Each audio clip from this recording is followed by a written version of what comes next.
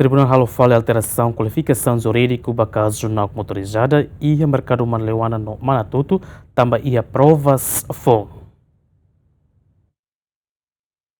Tribunal Judicial Primeira Instância dele fali alteração qualificação jurídico caso furto agravado nebe comete russi arguido ho inicial VCB nebe alegadamente Naok motorizada ia merkadu manleuana no mos arguido ho inicial CPS nebe Naok motorizada ia la klubar município Manatuto também ia provas foun russi declaração entre arguido ho assassin. Factos nebe tribunal considera provas foune musu a declaração entre arguido e assassin, tamba arguido CPS declara falikatak e sosatutan motor husi ema desconhecido balum ho valor dólar nulo. Antes sem alegação do Ministério Público husu tribunal atu aplica prisão tinan 5 ba arguido na rua, tamba a provas haturu katak arguido inicial VSB Naok motorizada marca bit e a merkadu manleuana Honia sapa matrícula U walunen hat 5 e haloran ronulu racing hat fulan dezembro tina rihunrua ronulu racing hat nomos